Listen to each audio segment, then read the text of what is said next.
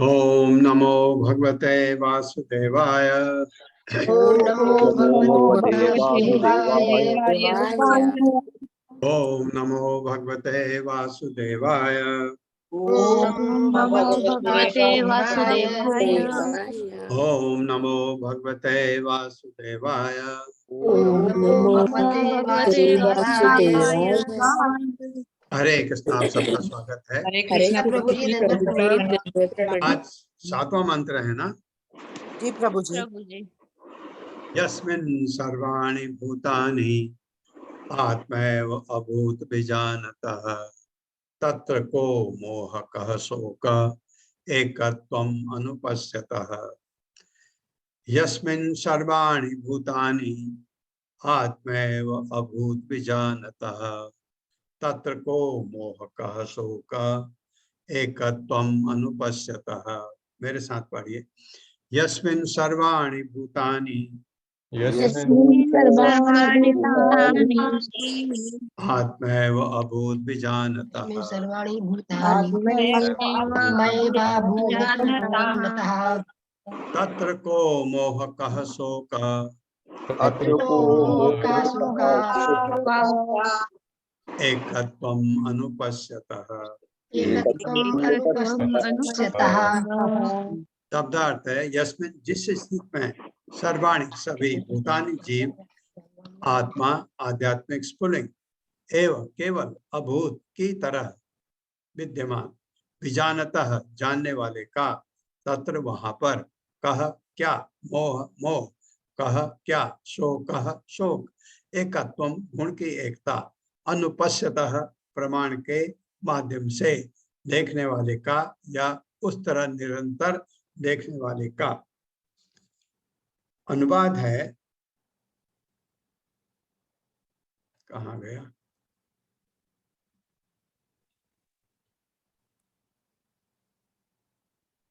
जो सदैव समस्त जीवों को आध्यात्मिक स्फुरण के रूप में भगवान के ही समान गुण वाला देखता है। वाह, ये तो बहुत, जब आप आध्यात्मिक प्रगति बहुत ज्यादा हो जाती है तब ये स्थिति आती है।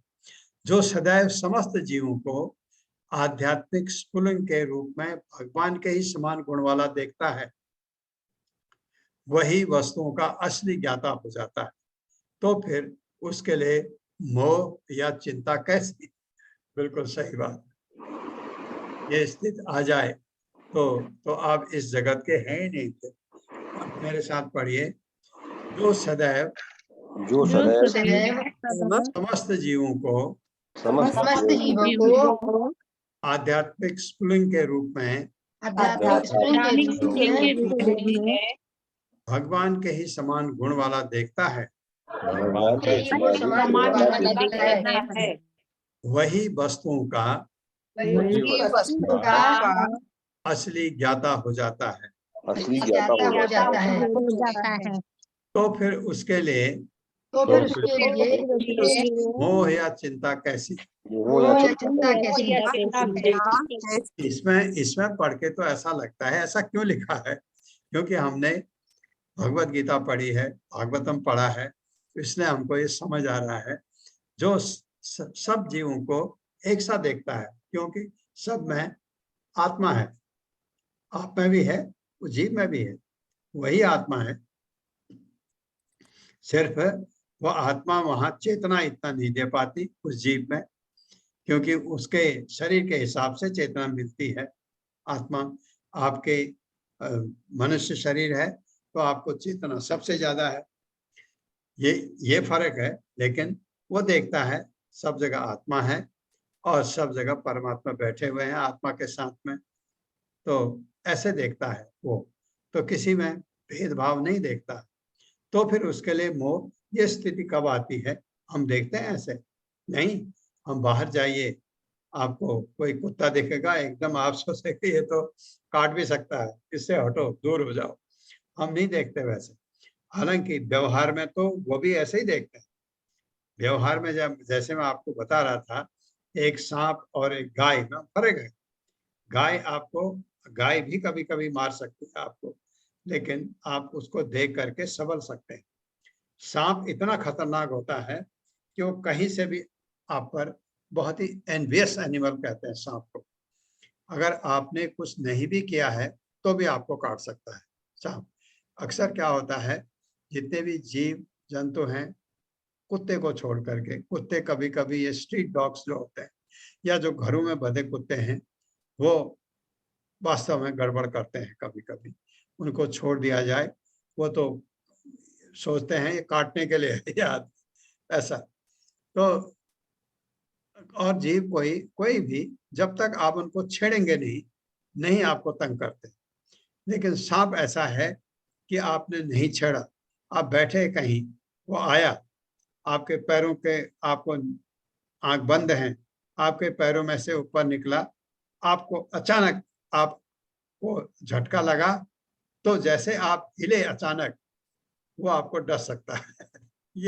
ये है उसमें, नहीं हिलेंगे तब भी डस सकता है। तो ऐसा बोला जाता है सांप के लिए।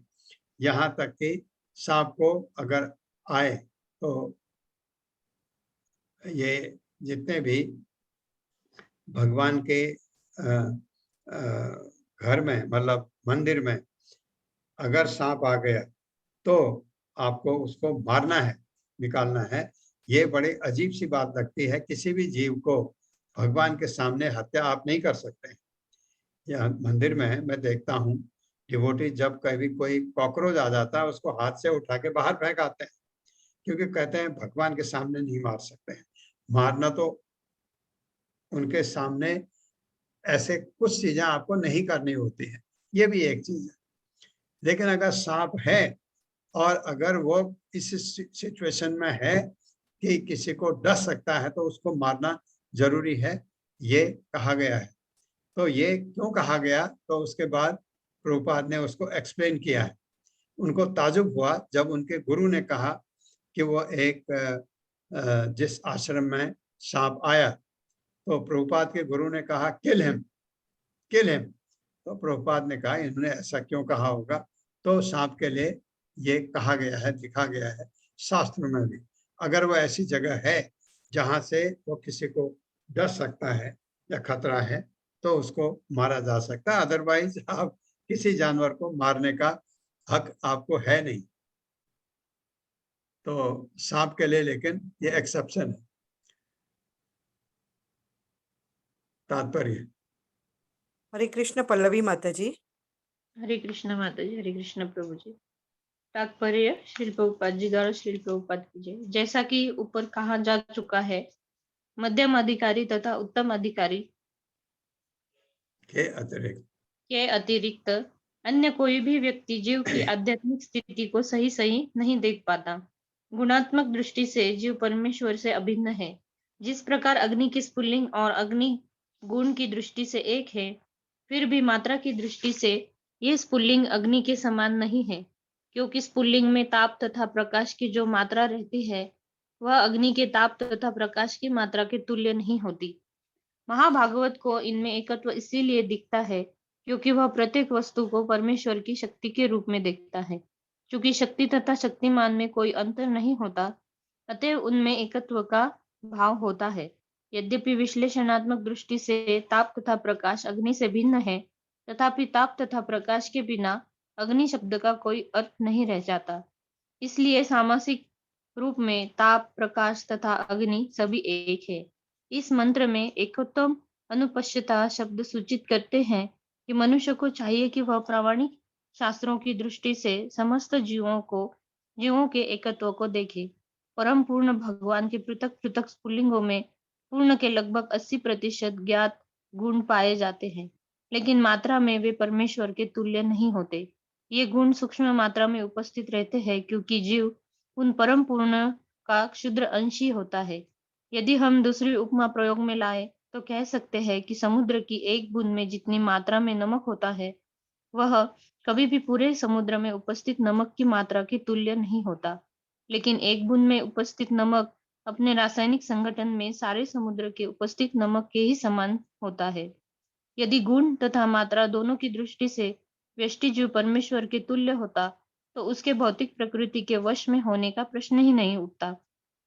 पिछले मंत्रों में बताया जा चुका है कि कोई भी जीव, यहाँ तक कि बलशाली देवता भी परम पुरुष से किसी भी प्रकार से बढ़कर नहीं हो सकते।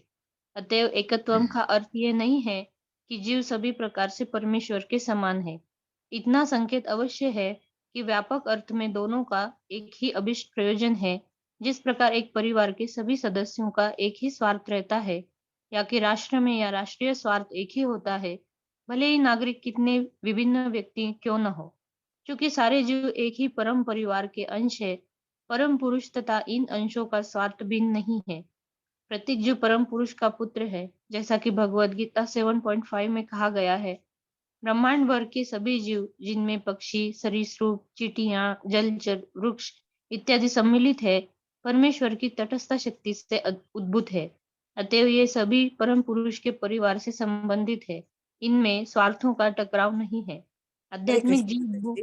हरे कृष्ण माता माता जी किसी और को चांस दें। जी। जी माता हरे जी। कृष्ण संजना मिश्रा माता जी।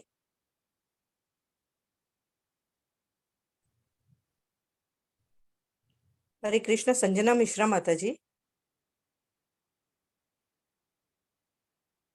हरे कृष्ण कुमुद माता जी। हरे कृष्णा माता जी, दंडवत प्रणाम। पढ़िए माता। आध्यात्मिक जीव भोग के निमित्त हैं, जैसा कि वेदांत सूत्र में वर्णित है। आनंदमय योऽभ्यस्यात् प्रकृति एवं संरचना दोनों ही दृष्टि से प्रत्येक जीव जिसमें परमेश्वर तथा उनका प्रत्येक अंश सम्मिलित है, शाश्वत भोग के लिए है। जो जीव शरीर के बंधन से जकड़े हुए हैं, वे निरंतर भोग की तलाश में रहते हैं, लेकिन वे उसकी खोज गलत स्तर पर करते हैं। इस भौतिक जगत के अतिरिक्त एक आध्यात्मिक स्तर भी है, जहाँ परम पुरुष अपने असंख्य पार्षदों सहित रमण करता है। वहाँ पर भौतिक गुणों का लेश मात्र भी नहीं रहता। अतएव यह स्तर निर्गुण कहलाता है। निर्गुण स्तर पर भोग की वस्तु को लेकर कभी कोई झगड़ा नहीं होता, लेकिन इस भौतिक जगत में विभिन्न जीवों के बीच निरंतर टकराव होता रहता है, क्योंकि जहाँ पर भोग का यहाँ पर भोग का उपयुक्त केंद्र उपेक्षित है। भोग का असली केंद्र तो परमेश्वर है, जो भव्य तथा आध्यात्मिक राजनीति के केंद्र हैं। हम सब उनके साथ रहने तथा दिव्य रुचि तथा विरोध रहित जीवन बिताने के लिए आध्यात्मिक रुचि का यह उच्च स्तर है। और जो ही कोई एकत्व के इस पूर्ण रूप को पा लेता है, त्यों ही मोह या शोक का कोई प्रश्न ही नहीं रह जाता। ईश्वर विहीन सभ्यता का उदय माया से होता है, और ऐसी सभ्यता का परिणाम परिताप या शोक होता है। आधुनिक राजनीतिज्ञों ने जिस प्रकार की ईश्वर विहीन सभ्यता का प्रतिपादन किया है, वह सदा चिंताओं से ओतप्रोत रहती है, क्योंकि यह किसी भी समय ध्वस्त की जा सकती है। यह प्रकृति का नित्य नियम है, जैसा कि भगवत गीता 7.14 कहा गया है कि जिन लोगों ने भगवान के चरण कमलों में आत्मसमर्पण कर रखा है, उनके सिवाय कोई भी प्रकृति के कड़े नियमों को नहीं लांघ सकता है। इस तरह यदि हम सभी प्रकार के मोह तथा चिंता से मुक्त होना चाहते हैं और अपने विभिन्न स्वार्थों में एकत्व लाना चाहते हैं, तो हमें अपने सारे कार्यकलापों के मध्य ईश्वर को लाना होगा। हमारे कार्यकलापों के फलों का उपयोग केवल भगवान के हित में होना चाहिए, अन्य किसी प्रयोजन के लिए नहीं। भगवान का हित ध्यान में रखकर ही हम यहाँ पर वर्णित आत्मभूत शब्द तथा भगवत गीता में 18.54 वर्णित ब्रह्माभूत शब्द को समझ सकते हैं, जिनका अभिप्राय एक ही है। परम आत्मा तो साक्षात भगवान है और सूक्ष्म आत्मा जीव है। परमात्मा अकेले ही सारे सृष्टि सूक्ष्म जीवों का पालन करते हैं, क्योंकि परमात्मा उनके स्रोत से आनंद प्राप्त करना चाहता है। पिता पुत्र के माध्यम से अपना विस्तार करता है और आनंद प्राप्त करने के लिए उनका पालन करता है। यदि पुत्र पिता की इच्छा के प्रति आज्ञाकारी होते हैं, तो परिवार के सारे कार्य सुरुचिपूर्ण तथा सुखमय वातावरण में सुचारू रूप से चलते रहते हैं। ठीक यही स्थिति पर ब्रह्मा के परिवार में दिव्य रूप के नियोजित रहती है। पर ब्रह्मा जीवात्मा के समान एक व्यक्ति हैं, न तो भगवान निराकार हैं, न ही जीव ऐसे दिव्य पुरुष सच्चिदानंद स्वरूप हैं। आध्यात्मिक जगत की यही असली स्थिति है, और ज्यों ही मनुष्य को इस आध्यात्मिक पद का बोध हो जाता है, त्यों ही वह परम पुरुष श्री कृष्ण के चरण कमलों में समर्पित हो जाता है। लेकिन ऐसे महात्मा का दर्शन विरले ही होता है, क्योंकि ऐसी दिव्य अनुभूति अनेकानेक जन्मों के बाद ही प्राप्त होती है। भगवत गीता 7.19 किंतु 19 किंतु एक बार प्राप्त हो जाने पर किसी तरह का मोह माया या शोक का संसार के दुख जन्म तथा मृत्यु नहीं रह जाते, जो हमारे वर्तमान जीवन में अनुभव किए जाते हैं। श्री ईशो उपनिषद के इस मंत्र से ही हमें यह जानकारी प्राप्त होती है। हरे कृष्णा, हरे कृष्णा। हरे कृष्णा प्रभु जी, दंडवत प्रणाम, धन्यवाद। ये पहले जो श्लोक में बताया है कि जो सबको सब में आत्मा स्फुलिंग देखता है, सब जीवों में एक समान से, ये मेरा ये थोड़ा कर्सर गड़बड़ कर गया है, आपको थोड़ा असुविधा होगी।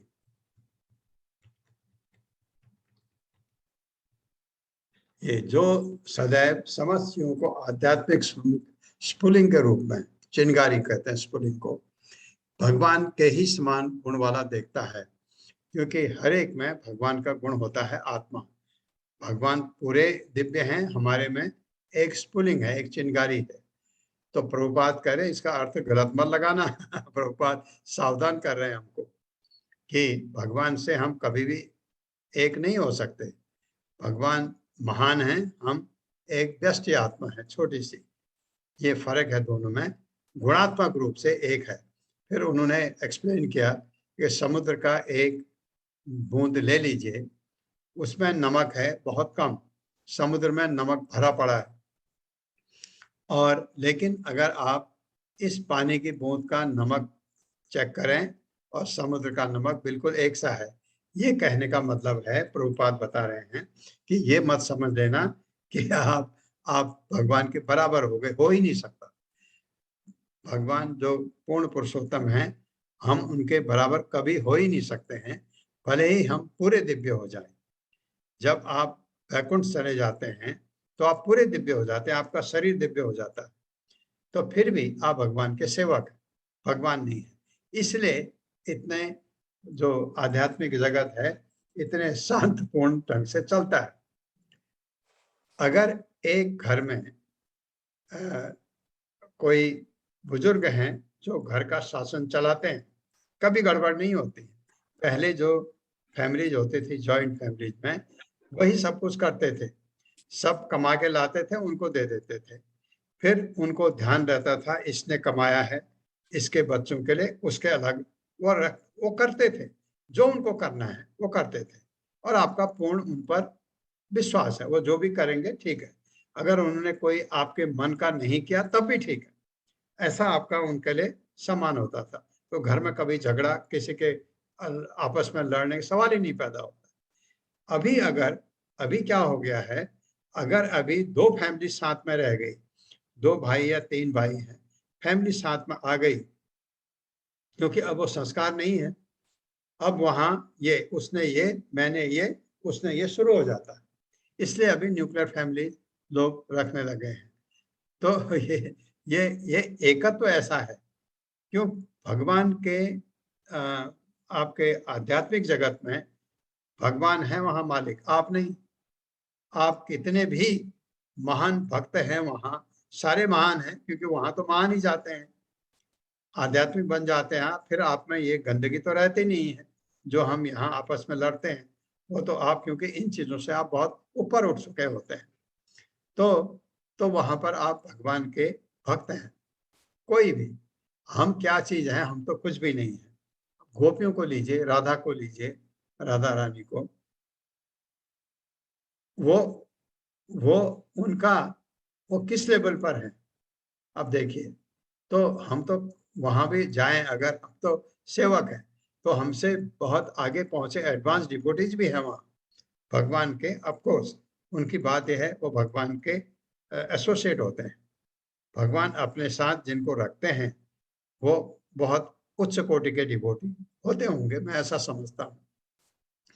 तो इसलिए वहां गड़बड़ कभी नहीं होती है। गड़बड़ यही होती है जो प्रभुपाद ने समझाया है कि ऐसा मत समझना कि ऐसा हो जाए। फिर प्रभुपाद ने दो चीज क्या समझाया कि मध्यम अधिकारी और उत्तम अधिकारी ये इस चीज को समझ सकते हैं, निम्न अधिकारी इस चीज को नहीं समझ सकता है। ये भी प्रभुपाद ने बताया इसमें। और सॉरी, मेरा कर्सर थोड़ा गड़बड़ कर गया, 8वां श्लोक लेता हूं। सपर्यगात शुक्रम अकायम अव्रणम अस्नाविरम शुद्धम अपाप विद्धम कबीरमनीषी परिभू स्वयं भू याथा तथ्यतो अर्थान व्यदधात शाश्वती व्यसमाभ्यः सपर्यगात शुक्रम। ये शुक्रम है, इसको एक्चुअली ये शुक्रम हो जाता है, संस्कृत के ये नियम है। सपर्यगात शुक्रम अकायम अव्रणम अस्नाविरम शुद्धम अपाप विद्धम कबीरमनीषी परिभू स्वयं भू याथा तथ्यतो अर्थान व्यदधात शाश्वती व्यसमाभ्यः। मेरे साथ पढ़िए। सपर्यगात शुक्रम अकायम अव्रणम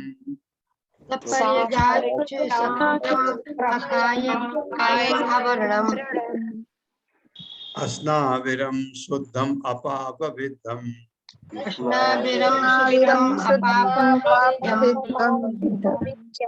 कबीरमनीषी परिभू स्वयं भूर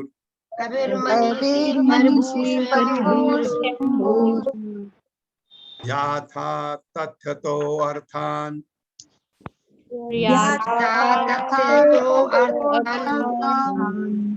व्यदधात शाश्वतीभ्यः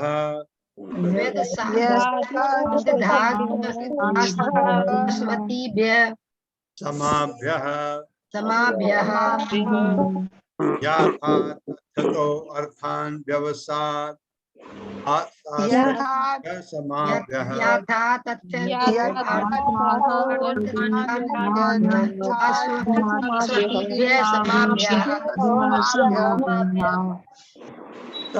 वह व्यक्ति पर्यगात वास्तव में जानना चाहिए।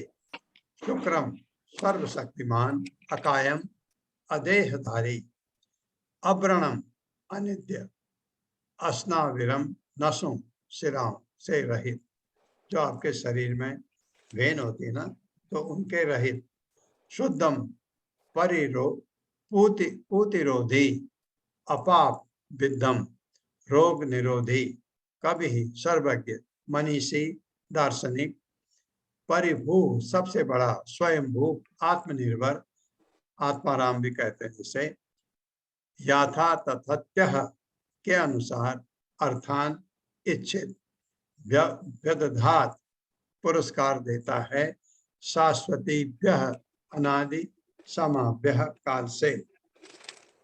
अनुवाद है, ऐसे पुरुष को सही सही जानना चाहिए कि वह सबसे महान पूर्ण पुरुषोत्तम भगवान कौन है, जो अदेहधारी, सर्वज्ञ, अनिध्य, अनिंद्य, शिराओं से विहीन, शुद्ध, अदूषित, आत्मनिर्भर दार्शनिक हैं, और जो अनादिकाल से हर एक की इच्छा पूर्ति करता आया है। मेरे साथ पढ़िए। ऐसे पुरुष को सही सही जानना चाहिए कि वह सबसे महान पूर्ण पुरुषोत्तम भगवान कौन है, जो अदेहधारी, सर्वज्ञ, अनिंद्य, शिराओं से विहीन, शुद्ध, अदूषित, आत्मनिर्भर दार्शनिक है।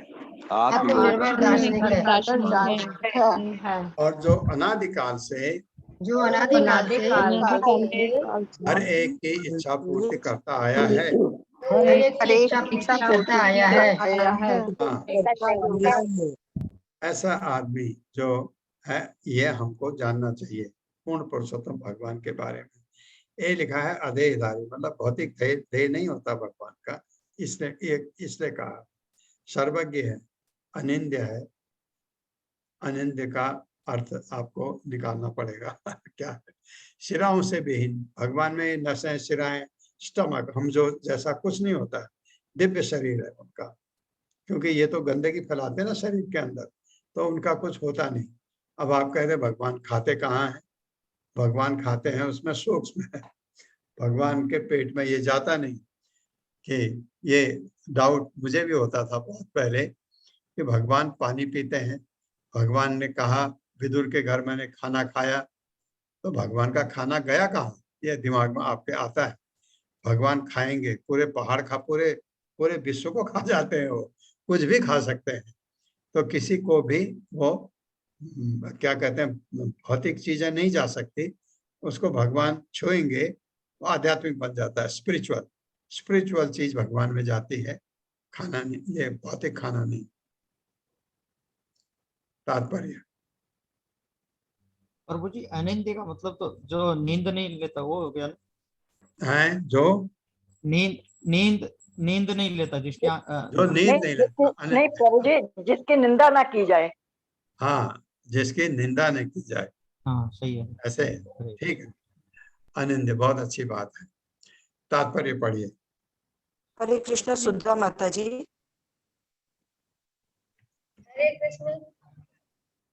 हरे कृष्ण माता जी। ये पूर्ण पुरुषोत्तम भगवान के दिव्य एवं शाश्वत स्वरूप का वर्णन है। परमेश्वर स्वरूप विहीन निराकार नहीं है, उनका अपना ही दिव्य रूप है जो इस भौतिक जगत के रूपों से तनिक भी मेल नहीं खाता। इस जगत के जीवों के रूप भौतिक प्रकृति में सन्निहित हैं और वे एक भौतिक मशीन अर्थात यंत्र के समान कार्य करते हैं। भौतिक शरीर की संरचना रक्त वाहिनियों इत्यादि के साथ एक यांत्रिक बनावट होती है, लेकिन परमेश्वर के दिव्य शरीर में शिराओं जैसा कुछ नहीं होता।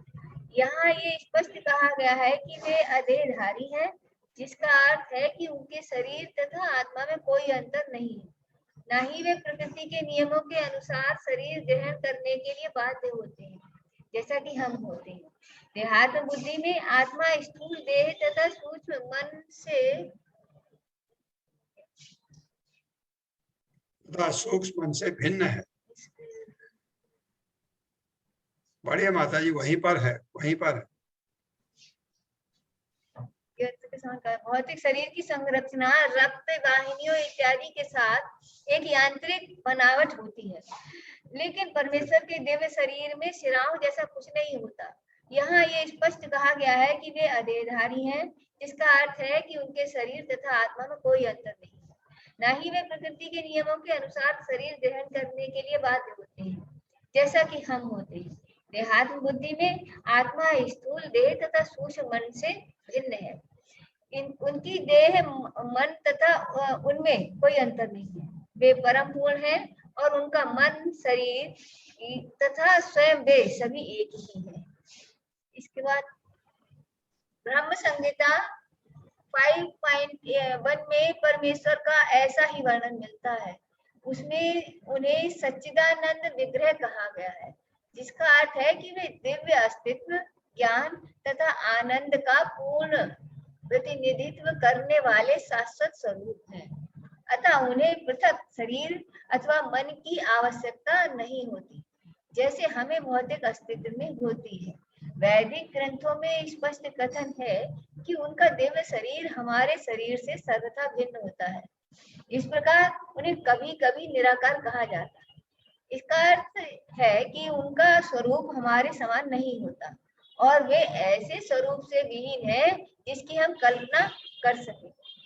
ब्रह्म संहिता 5.32 में आगे यह भी कहा गया है कि भगवान अपने शरीर के किसी अंग से दूसरी इंद्रियों का काम भी कर सकते हैं। इसका अर्थ ये हुआ कि वे अपने हाथों से चल सकते हैं, अपने पाँव से वस्तुएं पकड़ सकते हैं, अपने हाथों तथा पैरों से देख सकते हैं, अपनी आंखों से खा सकते हैं, इत्यादि इत्यादि। श्रुति मंत्रों में ये भी कहा गया है कि यद्यपि भगवान के हमारे जैसे हाथ पांव नहीं होते, उनके भिन्न प्रकार के हाथ एवं पैर होते हैं, जिनसे वे हमारे द्वारा अर्पित हर वस्तु ग्रहण कर सकते हैं और किसी की भी अपेक्षा अधिक तेज दौड़ सकते हैं। इस 8वें मंत्र में इन सारे बिंदुओं की शुक्रम अर्थात सर्वशक्तिमान जैसे शब्दों से उपयोग से पुष्टि होती है। सर्वशक्तिमान जैसे शब्द के उपयोग से पुष्टि होती है। जैसे शब्द के उपयोग से पुष्टि होती है। भगवान का पूज्य स्वरूप अर्थात अर्चा विग्रह भी, जिसकी स्थापना ऐसे प्रामाणिक आचार्यों द्वारा मंदिरों में की जाती है जिन्होंने 7वें मंत्र के अनुसार भगवान का साक्षात्कार किया है, भगवान के मूल स्वरूप से अभिन्न है। भगवान का मूल स्वरूप ही श्री कृष्ण का है और श्री कृष्ण अपना विस्तार असंख्य रूपों में यथा बलदेव, राम, नरसिंह, वराह आदि में करते हैं। ये सारे के सारे स्वरूप एक ही भगवान है। इसी तरह जो अर्चा विग्रह मंदिरों में पूजा जाता है वह भी भगवान का विस्तारित रूप है। अर्चा विग्रह की पूजा करके मनुष्य तुरंत उन भगवान के निकट पहुंच सकता है जो अपनी सर्वव्यापक शक्ति से भक्त की सेवा स्वीकार करते हैं। भगवान का अर्चा विग्रह आचार्यों के अनुरोध पर अवतरित होता है और वह उनकी सर्वशक्तिमत्ता के बल पर अपने मूल रूप की तरह ही कार्य करता है। जिन मूर्ख लोगों को श्री ईशोपनिषद का या किसी भी अन्य श्रुति मंत्र का ज्ञान नहीं है, वे शुद्ध भक्तों द्वारा पूजित अर्चा विग्रह को भौतिक तत्व निर्मित मानते हैं। ये स्वरूप मूर्ख लोगों या कनिष्ठ अधिकारियों को उनकी अपूर्ण दृष्टि से भौतिक दिखता है, लेकिन ऐसे लोग ये नहीं जानते कि भगवान सर्वशक्तिमान तथा सर्वज्ञ होने के कारण इच्छा अनुसार जड़ को चेतन और चेतन को जड़ में बदल सकते हैं। भगवद गीता में हरे कृष्ण माता जी। हरे कृष्ण माता जी, धन्यवाद। हरे कृष्ण माता जी। अशोक प्रभु जी। हरे कृष्ण। हरे कृष्ण माता जी। हरे कृष्ण प्रभु जी। भगवत गीता में 9.11 से 112 भगवान उन अल्पज्ञ व्यक्तियों की अधोगति पर खेद प्रकट करते हैं जो भगवान के शरीर का इसलिए उपहास करते हैं कि वह मनुष्य की भांति इस जगत में अवतरित होते हैं। ऐसे अल्पज्ञ व्यक्ति भगवान की सब शक्तिमत्ता को नहीं जानते। इस प्रकार मानसिक चिंतकों ज्ञानियों के लिए भगवान का कभी पूर्ण रूप से प्रकट नहीं होते। वे उनके प्रति व्यक्ति की शरणागत की गुण विशिष्टता के अनुसार ही जाने जा सकते हैं। जीवों की अधोगत का एकमात्र कारण ईश्वर के साथ अपने संबंधों की विस्मृति ही है। ऊपर से पढ़िए। इस मंत्र के में तथा अन्य वैदिक मंत्रों में स्पष्ट कहा गया है कि भगवान अनादिकाल से जीव को सारी वस्तुएं प्रदान कर रहे हैं।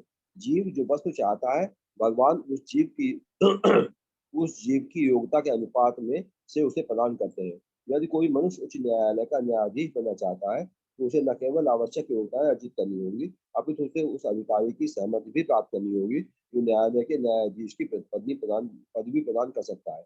पद प्राप्त के लिए मात्र योग्यता ही पर्याप्त नहीं होगी, ये पद किसी श्रेष्ठ अधिकारी द्वारा प्रदान किया जाना चाहिए। इसी प्रकार भगवान जीवों को उनकी योग्यताओं के अनुसार भोग प्रदान करते हैं। दूसरे शब्दों में उन्हें कर्म नियम के अनुसार पुरस्कृत किया जाता है, किंतु मात्र योग्यता ही पुरस्कार पाने के लिए पर्याप्त नहीं होती। भगवान की कृपा भी आवश्यकता होती है। सामान्यतः जीव ये नहीं जानता कि भगवान से क्या मांगा जाए तो उनसे किस पद के लिए याचना की जाए। जब जीव की अपनी स्वाभाविक स्थिति का पता चल जाता है तो वो याचना करता है कि उसे भगवान अपनी दिव्य संगत के लिए स्वीकार करे, जिससे वो उनकी दिव्य प्रेम भरी सेवा कर सके। दुर्भाग्यवश सारे जीव भौतिक माया के वशीभूत होकर अन्य अनेक वस्तुएं मांगते हैं। उनकी इस मनोवृत्ति का वर्णन भगवत गीता में 2.41 विक्री अभिव्यक्त बुद्धि के रूप में किया गया है। आध्यात्मिक बुद्धि एक है लेकिन सांसारिक बुद्धि प्रकार की है। श्रीमद् भागवत 7.5.30 से 30 से 31 में कहा गया है कि जो लोग बहिरंगा सत्य के क्षणिक सौंदर्य से मोहित हो जाते हैं वे जीवन के असली उद्देश्य को भूल जाते हैं, जो कि भगवत धाम को वापस जाना होता है। इसे भूलकर मनुष्य अनेक योजनाओं तथा कार्यक्रमों द्वारा संतुलन लाना चाहता है, लेकिन ये तो चर्चित चरवण की भांति है। फिर भी भगवान इतने कृपालु है कि वे भुलक्कड़ जीव को बिना किसी अवरोध के इसी तरह आगे चलने देते हैं। अतः ईशोपनिषद का ये मंत्र अत्यंत उचित शब्द यथा तथ्यतः का उपयोग करता है, जिससे ये संकेत होता है कि भगवान जीवों को उनकी इच्छाओं के अनुसार पुरस्कृत करते हैं। यदि कोई जीव नरक जाना चाहता है तो भगवान बिना रोक टोक के उसे ऐसा करने देते हैं, और यदि वो घर वापस जाना चाहता है अर्थात भगवत धाम वापस जाना चाहता है तो वे उसकी सहायता करते हैं। यहाँ पर ईश्वर को परिभू अर्थात सबसे बड़ा कहा गया है। कोई भी उनसे बड़ा या उनके बराबर नहीं है। अन्य जीवों को भिक्षुक रूप में बताया गया है जो भगवान से वस्तुओं की भीख मांगते हैं। भगवान जीवों को उनकी इच्छित वस्तुएं प्रदान करते हैं।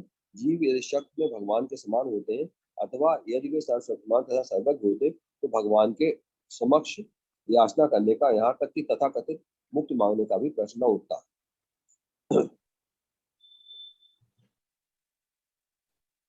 वास्तविक मुक्ति का अर्थ वही, वास्तविक मुक्ति का अर्थ है भगवत धाम को वापस जाना।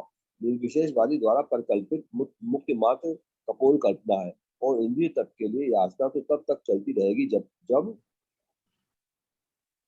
ऊपर से जब तक भिक्षुक याचिका को अपनी आध्यात्मिक तथा स्वाभाविक स्थिति की अनुभूति न हो जाए। केवल परमेश्वर ही आत्मनिर्भर आत्माराम है। 5000 वर्ष पूर्व जब भगवान कृष्ण इस धराधाम पर प्रकट हुए थे तो उन्होंने अपने विभिन्न कार्यकलापों द्वारा भगवान की पूर्ण अभिव्यक्ति प्रदर्शित की। बचपन में उन्होंने अघासुर, बकासुर तथा शक्तासुर जैसे अनेक शक्तिशाली असुरों का वध किया। किसी बाहरी प्रयास से उनमें इतनी शक्ति आ जाने का प्रश्न ही नहीं उठता। उन्होंने भारोत्तोलन का कोई अभ्यास किए बिना गोवर्धन पर्वत उठा लिया। उन्होंने किसी सामाजिक बंधन तथा निंदा का विचार किए बिना गोपियों के साथ रास रचाई।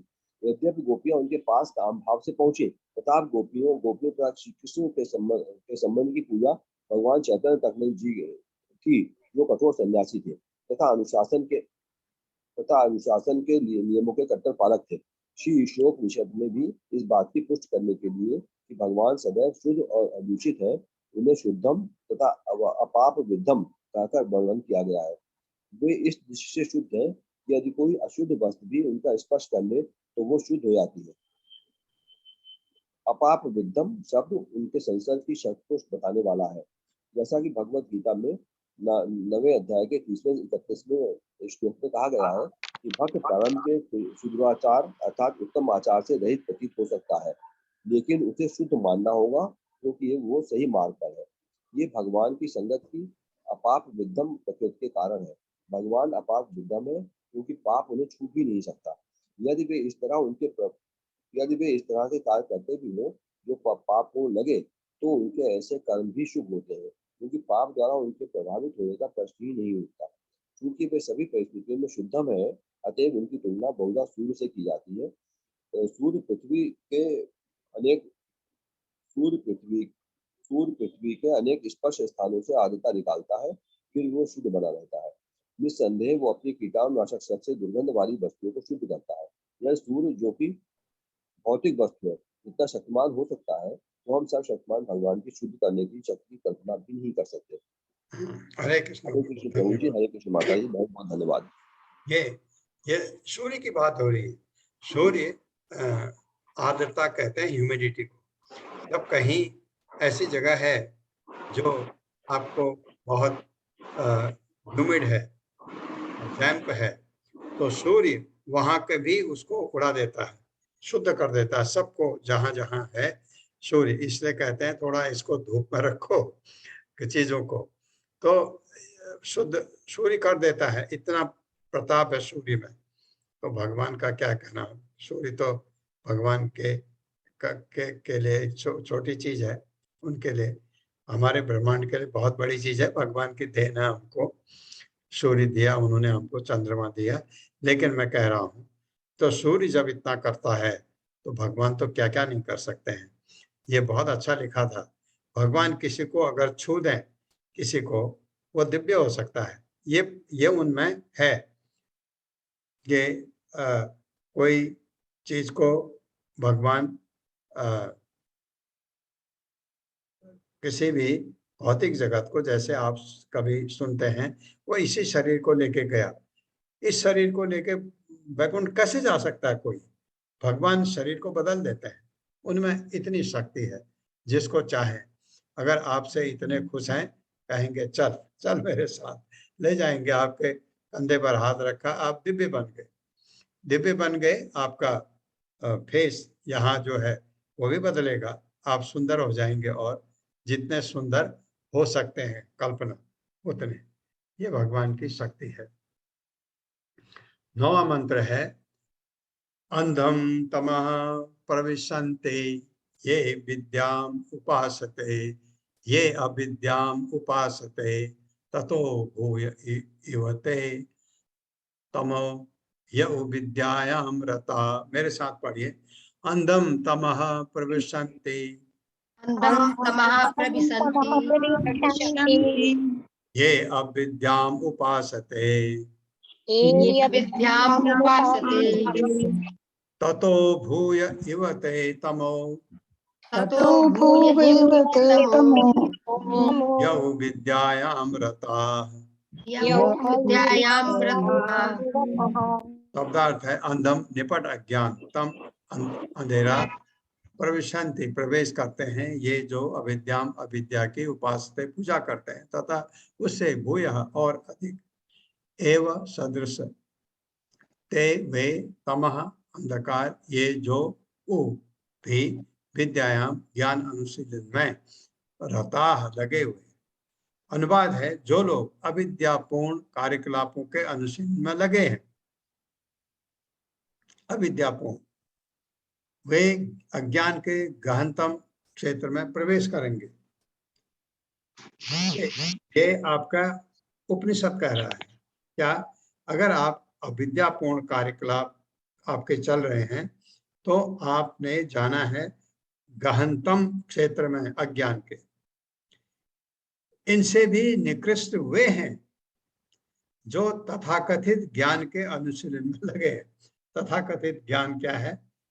जो भगवान को केंद्र में रख के बगैर, आप गर्दन अकड़ जाती ना लोगों की, बहुत बड़े बड़े हो जाते हैं, तो वो कहते हैं ये सब बकवास है। ये उनका ज्ञान, वो अपने जो ज्ञान का अनुसरण कर रहे हैं, वो इससे भी गहनतम अंधकार को जाते हैं। ये है। मेरे साथ पढ़िए अनुवाद। जो लोग अविद्यापूर्ण कार्यकलापों के अनुशीलन में लगे हुए हैं, वे अज्ञान के गहनतम क्षेत्र में प्रवेश करेंगे।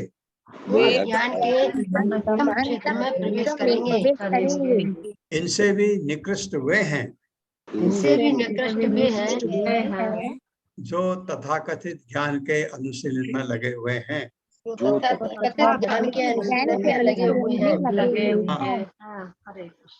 है ना?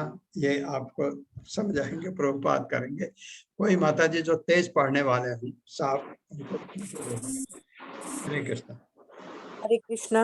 शकुंतला पवार माता जी। हरे कृष्णा माता जी। हरे कृष्णा प्रभु जी, दंडवत प्रणाम। पढ़िए माता जी। इस मंत्र में विद्या तथा अविद्या का तुलनात्मक अध्ययन किया गया है। अविद्या निसंदेह घातक है, लेकिन विद्या उससे भी अधिक घातक होती है यदि वह दिग्भ्रमित हो। श्री ईशोपनिषद का यह मंत्र विगत काल की अपेक्षा आज अत्यधिक लागू होता है। आधुनिक सभ्यता जन शिक्षा के क्षेत्र में काफी आगे बढ़ गई है, लेकिन परिणाम यह है कि लोग पहले से अधिक दुखी हैं, क्योंकि जीवन के सर्वाधिक महत्वपूर्ण अंग अर्थात आध्यात्मिक पहलू को छोड़कर भौतिक प्रगति पर बल दिया जा रहा है। जहाँ तक विद्या का संबंध है, पहले मंत्र से स्पष्ट है कि भगवान प्रत्येक वस्तु के स्वामी है, और इस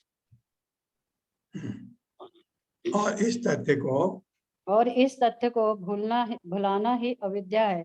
मनुष्य जितना ही जीवन के इस तथ्य को भूलता है, उतना ही अधिक वह अंधकार में रहता है। इस दृष्टि से तथाकथित शिक्षा की प्रगति की ओर उन्मुख ईश्वर विहीन विद्या अधिक घातक है, अपेक्षाकृत उस सभ्यता के जिनमें सामान्य जनता कम शिक्षित है। मनुष्यों के विभिन्न वर्ग हैं, कर्मी, ज्ञानी तथा योगी। इनमें से कर्मी वे हैं जो इंद्रिय तृप्ति के कार्यों में व्यस्त रहते हैं। आधुनिक सभ्यता में प्रायः 99.9% लोग उद्योगवाद, आर्थिक विकास, परोपकार, राजनीतिक सक्रियतावाद इत्यादि के नाम पर इंद्रिय तृप्ति के कार्यों में लगे हुए हैं। ये सभी कार्य बहुत कुछ इंद्रिय तृप्ति पर आधारित है, जिनमें प्रथम मंत्र में वर्णित ईश चेतना सम्मिलित नहीं है। भगवत गीता के मत में 7वें अध्याय की 15वें श्लोक ऐसे लोग जो निपट इंद्रिय तृप्ति में लगे रहते हैं, मूढ़ या गधे हैं।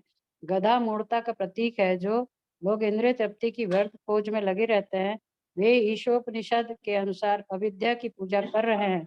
जो लोग शिक्षा के विकास के नाम पर इस प्रकार की सभ्यता की सहायता कर रहे हैं, वे वास्तव में उन लोगों की अपेक्षा अधिक हानि पहुंचा रहे हैं जो निपट इंद्रिय तृप्ति के पद पर आसीन है। ईश विहीन लोगों के द्वारा विद्या की प्रगति उतनी ही भयावह है जितनी कि सर्प के फन की बहुमूल्य मणि होती है।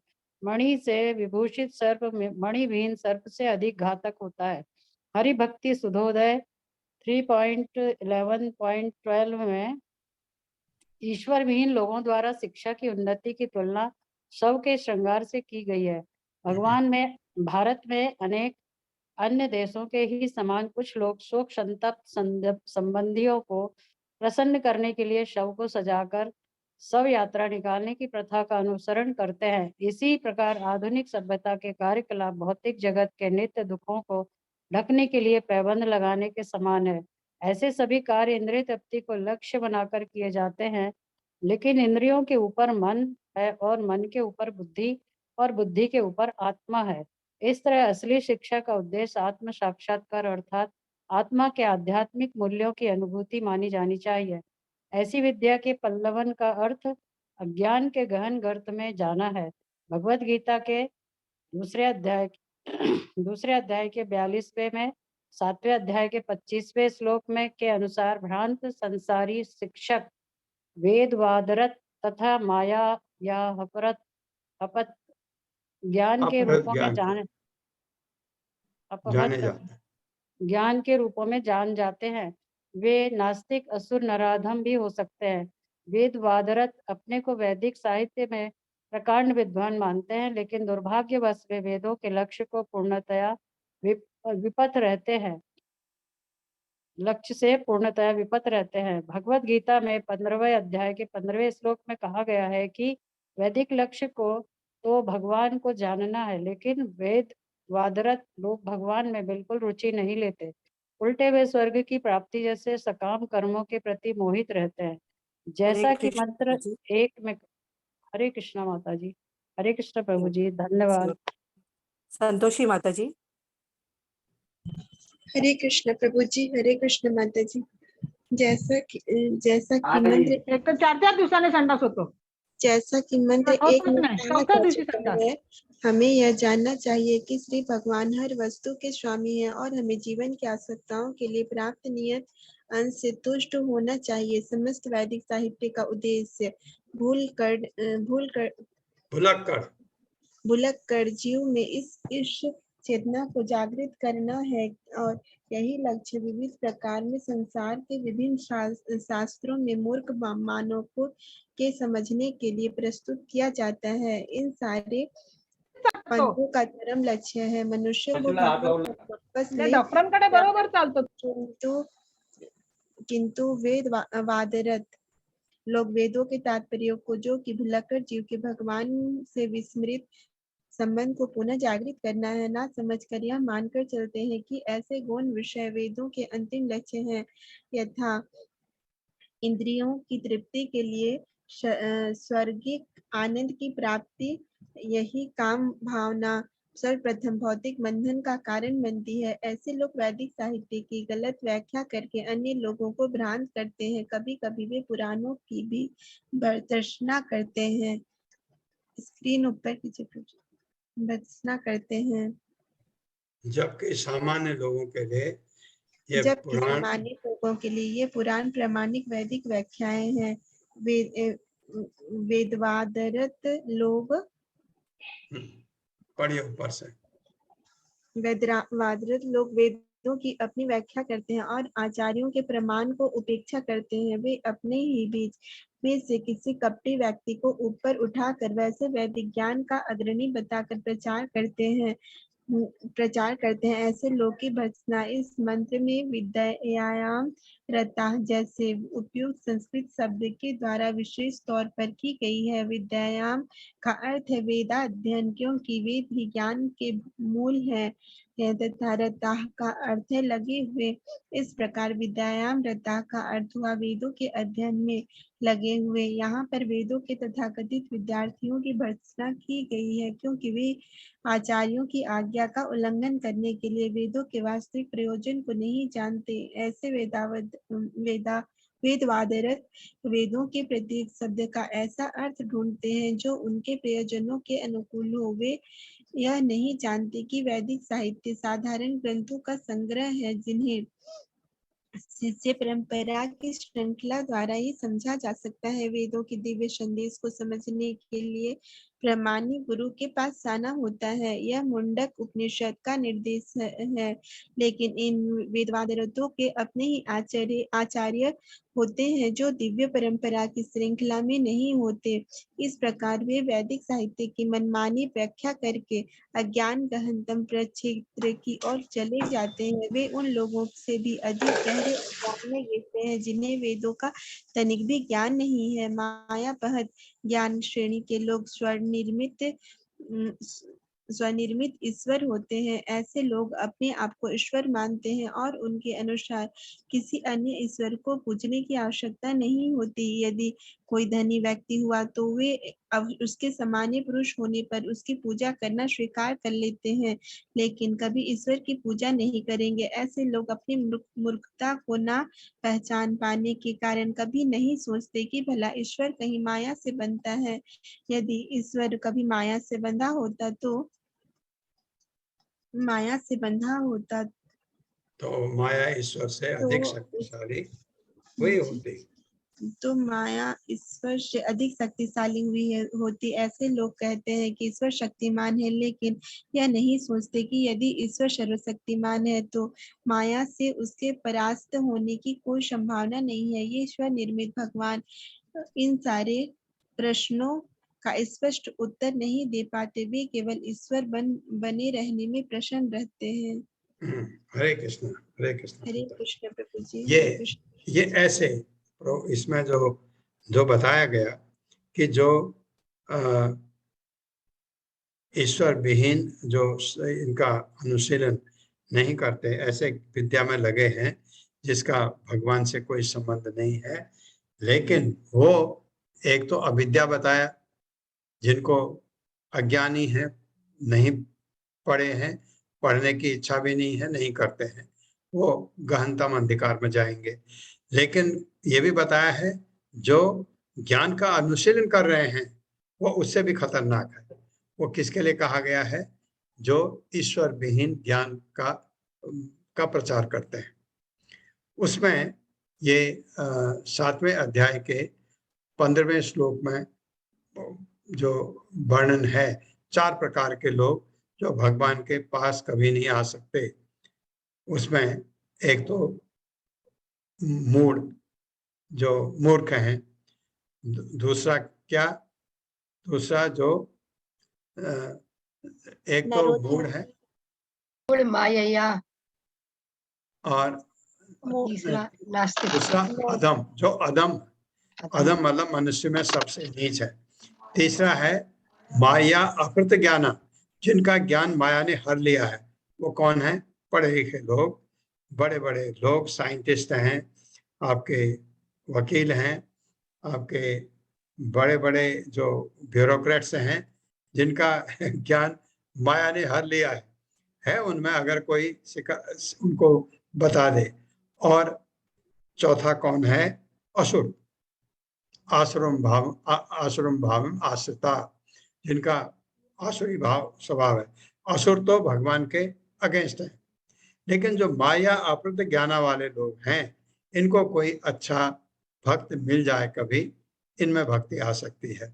ये नास्तिक है। नास्तिक और असुर में थोड़ा फर्क है। असुर भी नास्तिक होता है, लेकिन असुर भगवान से ईर्ष्या करता है। ये तो इसमें बहुत अच्छी तरह समझा गया। कुछ लोगों ने क्या कर दिया, अपने को गुरु बना करके शिष्य बनाने शुरू कर दिए। परंपरा का नहीं है, परंपरा का नहीं है तो वो उधम मचा सकता है। वो ऐसे ज्ञान उनको देगा बच्चों को, और वो भी फिर उससे और 2 कदम आगे बढ़ेंगे। तो इस वजह से प्रभुपाद बता रहे हैं, क्योंकि उन्होंने देखा हुआ है, प्रभुपाद के सामने ये चीज हुई है, इसलिए प्रभुपाद लिखते हैं कि सावधान हो जाओ, क्योंकि अगर हम गलत चले, क्योंकि बहुत सारे लोग ये भक्ति मार्ग पर जाना चाहते हैं भगवान के पास, क्योंकि लोगों को बहुत हो गया, बहुत लोग अशांत हो जाते हैं, शांति चाहिए। तो लोग कहाँ चले जाते हैं, किसी ने पूछा, अरे उधर है गुरु, उधर है, लोग चले जाते हैं।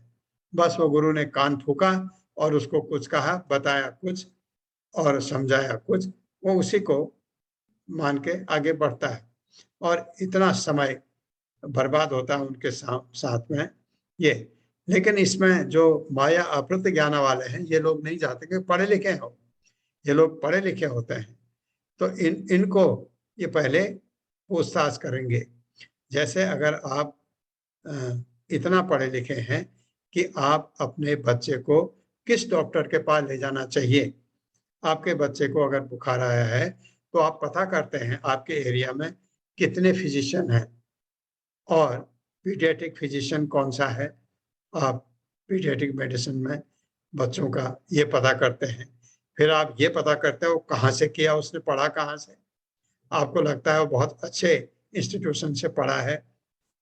फिर आप क्या पूछते हैं, कितने साल से कर रहा है, अनुभव भी तो चाहिए, क्योंकि वो आपका प्रोफेशन ऐसा है जिसमें आपका बहुत इंटेलिजेंट भी आप हैं, नहीं अनुभव भी चाहिए। तो आप पूछते हैं कितना समय से वो कर रहे हैं प्रैक्टिस, आपको पता लगा 3-4 साल हो गए, ठीक है, आप बच्चे को उधर ले जाते हैं। ये क्योंकि आप पढ़े लिखे हैं, और जो कोई बेचारा पढ़ा लिखा नहीं है, उसको कोई पूछेगा, बच्चा बीमार है, गोदी में है उसके, बता दीजिए यहाँ डॉक्टर कहाँ है, वो किसी भी डॉक्टर के पास चला जाएगा। ये फर्क होता है। तो माया अप्रत ज्ञान वाले जो लोग हैं, वो ज्यादातर पढ़े लिखे लोग होते हैं, जो भगवान को नहीं मानते हैं, जिनका ज्ञान हर लिया माया ने, ये बात है। तो इससे प्रभुपाद कहते हैं बहुत सावधान रहो। तो इसलिए अच्छा है हम प्रभुपाद के पास हैं, तो हम प्रोटेक्टेड है, क्योंकि हमको कोई डर नहीं है। हम ऐसे किसी ज्ञानी संत के पास नहीं है जो कहीं गलत दिशा में हमको ले जा रहा हो।